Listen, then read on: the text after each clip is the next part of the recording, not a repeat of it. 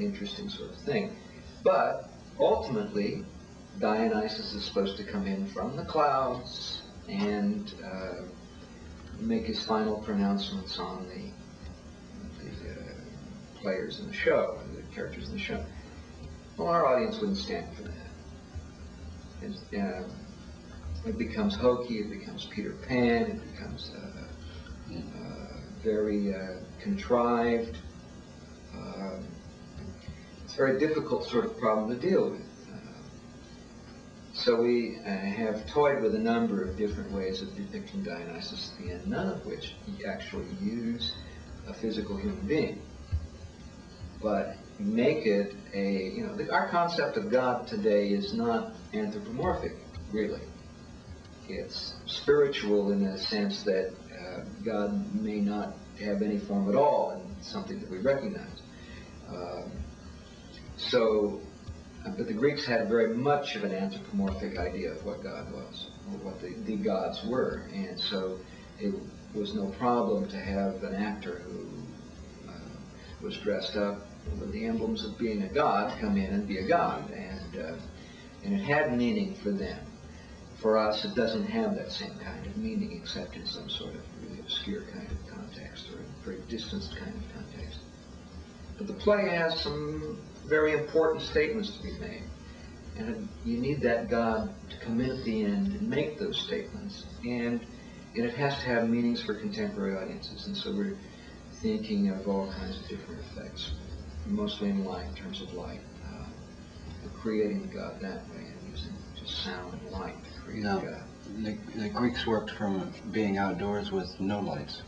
With no lights, they didn't have that capability. So obviously you're going to use more color, or you're going to use less color in your design as from today. Well, I think people have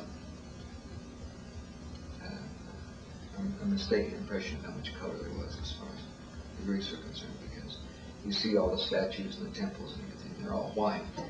But the Greeks, they were heavily painted, the actual statues, and everything was very brightly colored and very colorfully painted. We'll probably use some color in this. I really haven't, color has not been a big thing that we've made strong decisions on at this point. The problem has been more an issue of motif and trying to determine the relationship, trying to create the spaces for the action. But our setting is going to have a lot of things that are going to be reminiscent of the Greek. The Greeks worked on a flat floor, and well, on a flat, the stage itself was very long, not very deep, not very scenic.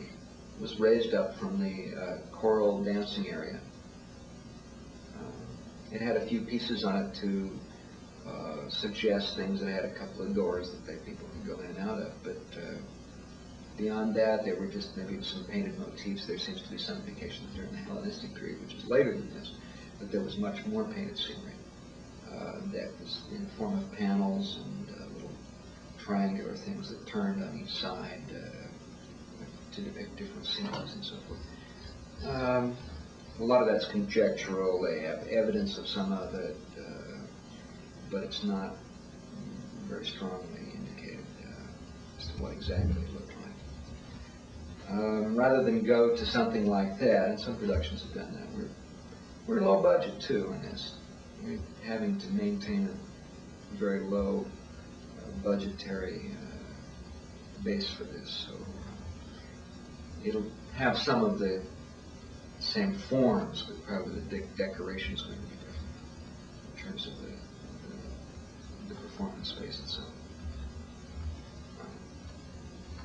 I think that's fine.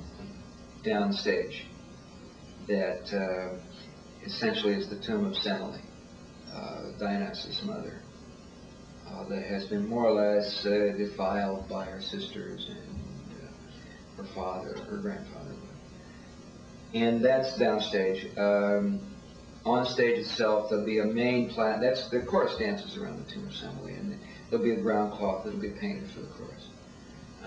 The stage itself will be a long platform with possibly a protrusion coming out front, so that character can enter into the chorus, interact with the chorus more directly and more appropriately than rather than just frontally on a long straight stage.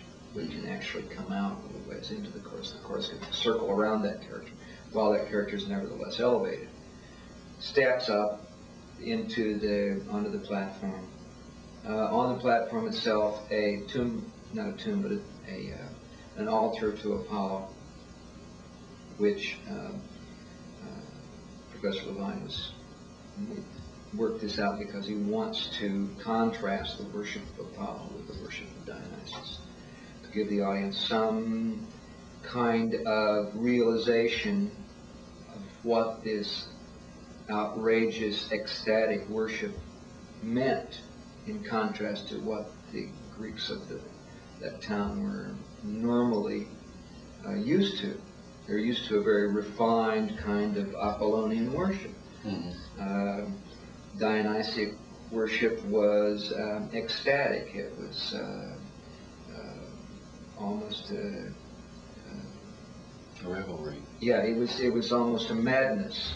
As a matter of fact, what Dionysus does in the play was he goes in this town of unbelievers and says, okay, you aren't going to follow me, and he drives all the women mad and sends them up into the hills. Whereas the believers who really worship him aren't really mad and aren't quite so completely out of their heads, but there's a pretty outrageous kind of thing that goes on in the play as a kind of a retribution for the failure of the town to acknowledge, or the leaders of the town to acknowledge Dionysus and his divinity, and he exacts a pretty outrageous retribution on the leaders. But that and the doors to the temple. So we have the three elements. We have the tomb of Semele, which is also an altar, the altar for Apollo, and the doors to the temple. And those are the three main scenic elements in the piece. And beyond that, everything else is like we have the one platform and the painted choral dancing space. No, this is very much what you would have expected to see then? Probably, well, the choral dancing space, it would have been architectural. The audience would have surrounded essentially the choral dancing space. The long platform would have been the same.